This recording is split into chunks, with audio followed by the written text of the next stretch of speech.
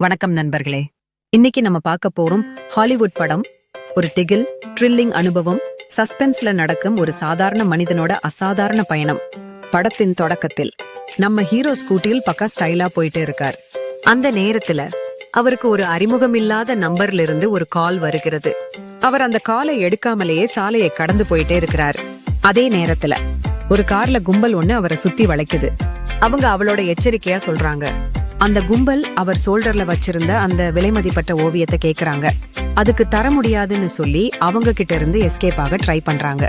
அப்படியே chasing start ஆகுது. அப்படியே கும்பலை எப்படியோ ஒரு பக்கம் விட்டுட்டு ஹீரோ அதுல இருந்து எஸ்கேப் ஆகி அவர் பிடிக்க வேண்டிய ட்ரெயினை கரெக்டான டயத்துல ரயில்வே ஸ்டேஷனுக்குள்ள வந்து புடிச்சிட்டாரு. அவர் தூங்கிட்டே இருக்கும்போது அவருடைய கனவுல ஒரு வித்தியாசமான இடத்துக்கு போறாரு. அந்த இடத்துல ஒரு தங்கதள செஞ்ச ஒரு பொம்மைய பார்த்து ஷாக் ஆகி அதை எடுத்து பையில வைக்கிறாரு. அப்படியே ஒரு கண் விழிச்சு பார்க்கும்போது அவர் முன்னாடி ஒரு அழகான பொண்ணு உட்கார்ந்து இருக்காங்க. நம்ம ஹீரோ எந்திரிச்ச உடனே அந்த பொண்ணு அவர்கிட்ட கேக்குது, இந்த மாதிரி உன்கிட்ட 2 ஆப்ஷன் இருக்கு. ஒன்னு நீயா கருணப்பட்டு அந்த ஓவியத்தை என் கையில கொடு, இல்லன்னா என்னோட ஆளுங்க உன்கிட்ட வந்து எடுத்துக்கிடுவாங்க. அதுக்கு அவரு சொல்றாரு, எனக்கும் ஆள் இருக்கு அப்படின்னு சொல்லி அந்த பக்கம் ஒரு புத்த துறவி ரொம்ப வயசானவங்க இருப்பாங்க, அவரை காமிக்கிறாங்க. அதுக்கப்புறம் அந்த பொண்ணு அதை நம்பல. அதனால ஹீரோ திருப்பி தர மாதிரி திருப்பி தந்து அதை புடுங்க நினைக்கிறாரு. அப்பொழுது ஹைட் ஸ்டார்ட் ஆகுது. ஃபைட் பண்ணும்போது ஹீரோ அந்த பொண்ணு கிட்ட, நீ கசேமின்னு ஆளா கேக்குறாரு. அதுக்கு அந்த பொண்ணு யாரு கசேம் என்று கேக்குறாங்க. அப்படியே அந்த பொண்ணை தள்ளி விட்டுட்டு அவரு ட்ரெயின்ல இருந்து இறங்கிறாரு. உடனே அவரோட ஃப்ரெண்ட் மர்ஃப் போன்ல அவர்கிட்ட எப்படி போகணும், இனிமேல் ட்ரெயின் ஒர்க் ஆகாதுன்னு கேக்குறாரு. இனிமேல் ட்ரெயின்ல இருந்து பஸ்ல இருந்து போகல, நீ வந்து கூட்டிட்டு போன்னு சொல்றாரு. அடுத்த சீன்ல நம்ம ஹீரோயினி சார்லட் காமிக்கிறாங்க. அவங்க ஒரு பழங்கால மியூசியத்துல வேலை பாக்குறாங்க. அந்த வேலை ரொம்ப போரிங்கா தெரியற மாதிரி இருக்கு. அப்புறம் லூக் அந்த இடத்துல அவங்க கூட பேசுறாரு. அவங்க 2 பேரும் 10 வருஷத்துக்கு முன்னாடி ஒன்னா ஃபேமிலியா இருந்தாங்க. அந்த பொண்ணு தான் இந்த ஹீரோவோட சிஸ்டர். இப்போ அந்த சிஸ்டருக்கு வேற ஃபேமிலி இருக்கு. ஆனா அது கொஞ்சம் போரிங் இருக்கின்ற மாதிரி அந்த பொண்ணு சொல்லுறாங்க. அப்படி பேசும்போது அவர் ஒரு பெயிண்டிங்க பத்தி பார்க்க சொல்றாரு. அந்த பொண்ணு அந்த பையன் பார்க்க போகும்போது அவரு வேற ஒரு பெயிண்டிங் எடுத்துட்டு ஓடி வந்துடுறாரு. அந்த பொண்ணு பின்னாடியே ஓடி வந்து லூக் வெளியே கார்ல உட்கார்ந்து இருக்கும்போது அந்த பொண்ணு கேக்குறாங்க, நீ எதுக்கு வந்த அப்படின்னு கேக்கும்போது அந்த பெயிண்டிங் திருடத்தான் வந்து சொல்ல. உடனே நீ என் கூட வரணும், நம்மளுக்கு ஒரு வேலை இருக்குன்னு சொல்றாரு. உடனே அந்த பொண்ணு கூட உட்கார்ந்து வண்டியில போறாங்க.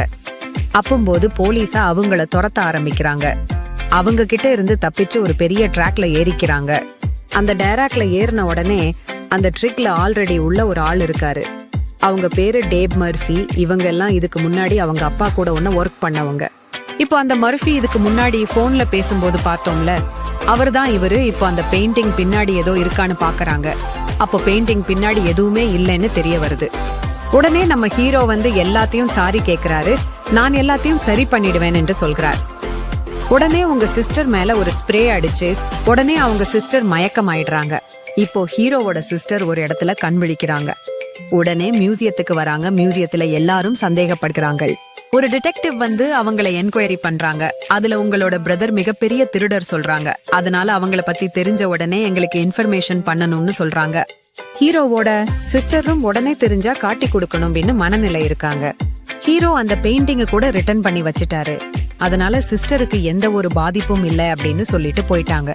அப்புறம் சாக்லேட் வீட்டுக்கு போகும்போது அவங்க ஹஸ்பண்ட், நீ திருடனுக்கு உதவியா இருந்ததினால் இனிமேல் என்கட இருக்க கூடாது சொல்லி வெளியே அனுப்பிட்டாரு.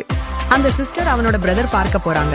அங்க போய் கோபமா கேக்குறாங்க, எனக்கே இந்த மாதிரி நடந்துச்சு, நீங்க என்ன பண்றீங்க கேட்கவும் அங்க ஒரு கண்ணாடி போட்ட ஆளுதான், நாங்க ஒரு இளமை நீரூற்றத்தை தேடுகிறோம் என்று சொல்கிறான்.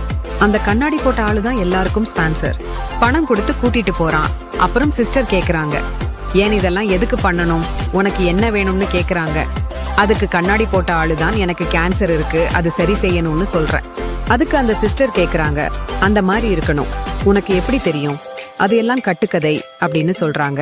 அதுக்கு அவங்க எல்லாம் எக்ஸ்பிளைன் பண்றாங்க. அது மகாபாரத்துல கூட சொல்லப்பட்டிருக்கு. அலெக்சாண்டர் கூட அது தேடி இருக்காரு அப்படின்னு கூறப்பட்டிருக்குன்னு சொல்றாங்க. 9ஆம் நூற்றாண்டுல ஒரு ஓலைச்சுவடியில நீரோட்டின் இடம் இருக்குன்னு சொல்லியிருக்காங்க. அந்த இடம் கடவுளால் மனிதருக்கு மறைக்கப்பட்டு உள்ளதுன்ற சொல்லுங்க. அந்த காலத்திலிருந்து இத பத்தி ரொம்ப தகவல் தெரிஞ்ச ஒரு குடும்பத்திலிருந்து அடுத்தடுத்த ஜெனரேஷனுக்கு இந்த தகவல் கொடுத்து விட்டு வந்திருக்கிறார்கள். அவங்க தான் அந்த பாதையோட பாதுகாவலர்கள் என்று சொல்லப்படுகிறார்கள். அவங்க வேலையே அந்த இடத்த வந்து யாருக்கும் தெரியாமல் பார்த்துக்கிறது தான். அதிக மதிப்புள்ளதுக்கு அதிக பாதுகாப்பு இருக்கும். 1500 ஆண்டுகளில் 6 ஓவியர்கள் அந்த இடத்தை வெளிப்படுத்த சபதம் எடுத்துக்கொண்டனர். அந்த 6 ஓவியர்களும் தங்களின் ஒவ்வொரு ஓவியத்திலும் ஒரு தகவலை மறைத்துள்ளனர். அந்த ஓவியத்தோட நேம் என்னன்னா, Caravaggio's The Taking of Christ, Rubens's The Descent from the Cross, Wilden's Christ and Disciples on the Road to Emmaus, Velázquez's Christ Crucified, El Greco's Christ Carrying the Cross and Head of Christ. அதுக்கு அந்த sister சொல்றாங்க, L கிரேக்கோஸ் Christ இது ரொம்ப நாளைக்கு முன்னாலே திருடப்பட்டுருச்சு அப்படின்னு சொல்றாங்க. நம்ம ஹீரோ அதை முதல்லயே எடுத்து தாய்லாந்து இருந்துகிட்டு வந்துவிட்டார். ஒவ்வொரு டிராயிங்லயும் ஒரு சீக்ரெட் சிக்னேச்சர் இருக்கு. அதை வச்சுதான் நம்ம அந்த மிஸ்டரியஸ் பிளேஸோட வழியை கண்டுபிடிச்சு போகணும். ஃப்ரண்ட்ஸ் டிராயிங் அவங்க பார்த்த சிக்னேச்சர் 6 கான்வாஸ்கள் ஒரு பாதை. அந்த ஒவ்வொன்லையும் ஒவ்வொரு எழுத்துக்கள் பொறிக்கப்பட்டு இருக்கிறது. அது DKCIE. அந்த லெட்டரோட அர்த்தத்தை சிஸ்டத்தை கேக்குறாங்க. சிஸ்டர், அதுக்கு நீங்க அதுல ஒரு இது போலியா எடுத்துட்டு வந்துட்டீங்க. ஒரிஜினல் எங்க இருக்குன்னு எனக்கு தெரியும். அதுக்கு பதில் எனக்கு என்ன கிடைக்கும்னு கேக்குறாங்க. அதுக்கு அந்த கண்ணாடி போட்ட ஒரு ஆளு, என் உயிரை காப்பாற்ற உங்களுக்கு எனக்கு பெரிய லாயர்ஸ் எல்லாம் தெரியும். அதை வச்சு உங்களோட பையன் உங்ககிட்ட இருக்கிற மாதிரி நான் பண்ணி வைக்கிறேன் அப்படின்னு சொல்றேன். அதுக்கு சிஸ்டர் சொல்லுங்க, நீங்க ஆல்ஃபிரட் குவின் வாண்டர்பில்ட் போய் பார்க்கணும். அவருக்கு ரெம்பிராண்ட் பெயிண்டிங் பத்தி ரொம்ப ஆர்வமா இருந்தாரு. அதுக்கப்புறம் ஹீரோ லைப்ரரிக்கு போய் படிக்க ஆரம்பிச்சார். அங்க அந்த பாதுகாவலர்கள் ஒரு ஆளான அந்த ட்ரெயின்ல பார்த்த பொண்ணு வந்து எச்சரிக்கிறாங்க, இனிமேல் நீங்க இதோட நிறுத்திக்கணும், இதுக்கப்புறம் எதுவும் பண்ணாதீங்க. அடுத்த சீன்ல சிஸ்டரோட பையன் பியானோ பிளே பண்றான். அதை பார்த்து விட்டு உட்காரும்போது பிரதர் அங்க வந்துருவாரு. ஹீரோ வந்து சிஸ்டர் மிஸ்டரியஸ் வாட்டர் குளம் கண்டுபிடிக்க உதவுமாறு கேட்கிறாரு. அதை கண்டுபிடிக்க வேண்டும் என்றால் முதலாவதாக ஆல்ஃபிரட் குவின் வாண்டர்பில்ட் இவரை கண்டுபிடித்து இவருக்குத்தான் ரெம்பிராண்ட் ஒரிஜினல் டிராயிங் எங்க இருக்குன்னு தெரியும். எல்லாரும் சேர்ந்து ஒரு பெரிய கப்பல்ல போறாங்க, லூசிடேனியா. இந்த கப்பலில் தான் ஆல்ஃபிரட் குவின் வாண்டர்பில்ட் போனாரு. வேண்டுவார் ஒண்ணு நடக்கும்போது ஜெர்மன் யூ போட் லூசிடேனியாவை மூழ்கடிச்சிருச்சு. அப்போ இதுல இருந்து தெரிஞ்சிருச்சு அவங்க வந்து நார்த் அட்லாண்டிக்கோட அடிப்பகுதியில போய் பார்க்க போறாங்க. இன்னும் 20 மணி நேரத்துல பெரிய புயல் வரப்போகுதுன்னு சொல்லி வேலையை ஸ்டார்ட் பண்றாங்க.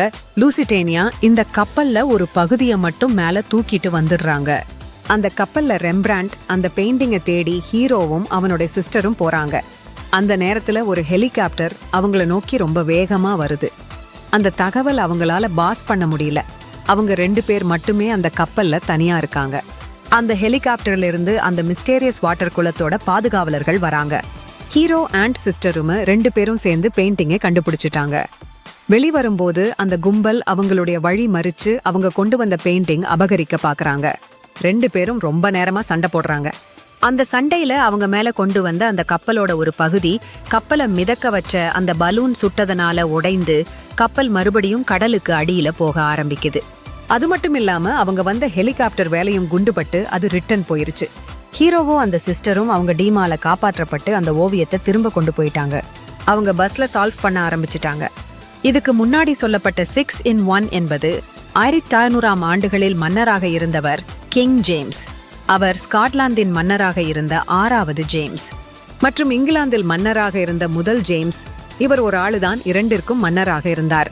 கிங் ஜேம்ஸ் பைபிளை எழுதும்படி ஆணையிட்டுள்ளார். அதன் பிரபலமாக அறியப்படாத கெட்ட பதிப்பு தான் துன்மார்க்க பைபிள். அது 1031இல் அச்சிடப்பட்டது. அதில் உள்ள கட்டளைகள் வழக்கத்திற்கும் ஆறாக இருந்தது. அதாவது the word not was omitted from thou shalt not commit adultery. So the verse instead read, thou shalt commit adultery. இதை நாம் தமிழில் பார்க்கும்போது நீ விபச்சாரம் செய்யாதே என்பதிலிருந்து இல்லை என்ற வார்த்தை விடுபட்டுள்ளது.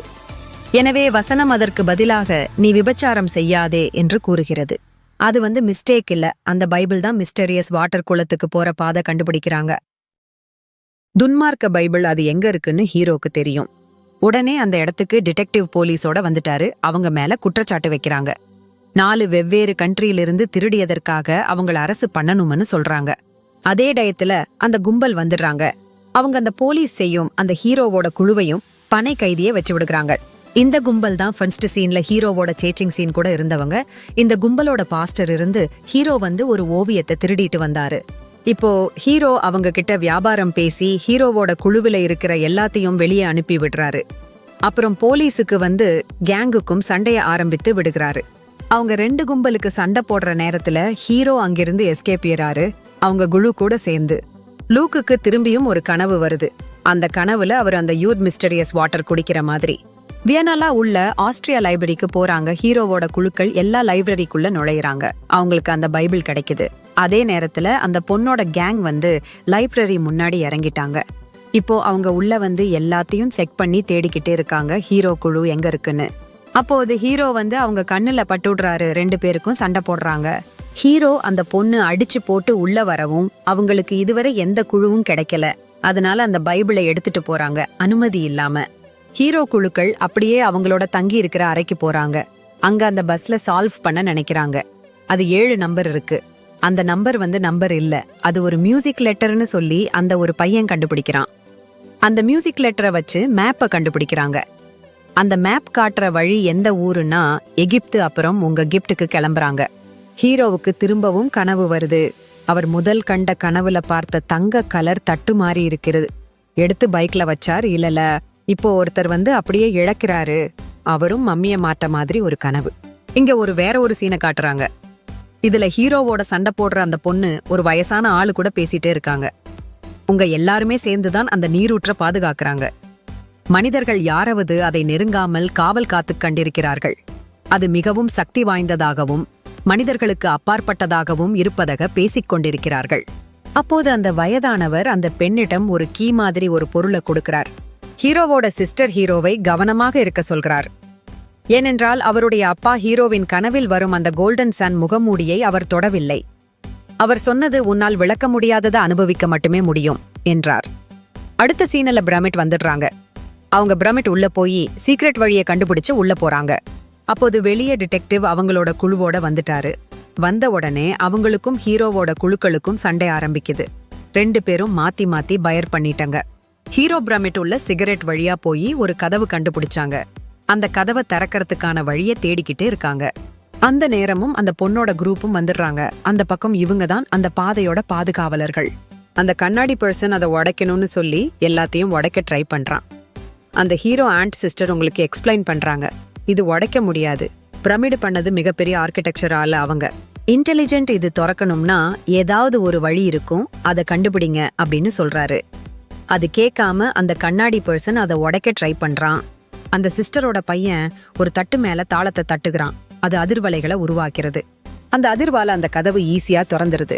கீழே ஒரு லிப்ட் ஓபன் ஆகி கீழாக போகிறது. அதுல எல்லாரும் போறாங்க. அந்த கண்ணாடி பர்சன் ஆளுங்களை எல்லாரும் அடிச்சு போட்டு அந்த பொண்ணு அந்த டிடெக்டிவ் ஏஜென்ட் ஒன்னு சேர்ந்து உள்ள வராத. கீழே போன உடனே அந்த இடத்த பார்த்துட்டாங்க. கீழே போறதுக்கான லிப்ட் உருவாக்குறதுக்கு ஒரு சின்ன கல்ல திருகுறான ஹீரோ. அதன் மூலமாக கீழே ஸ்டெப்ஸுக்கெல்லாம் ஆட்டோமேட்டிக் வந்துடுது. இந்த சீனை பார்க்கவே ரொம்ப பிரம்மாண்டமா இருக்கு. ஸ்டெப்ஸ் கீழே போன உடனே அவங்க ஒரு இடத்துல இறங்குறாங்க.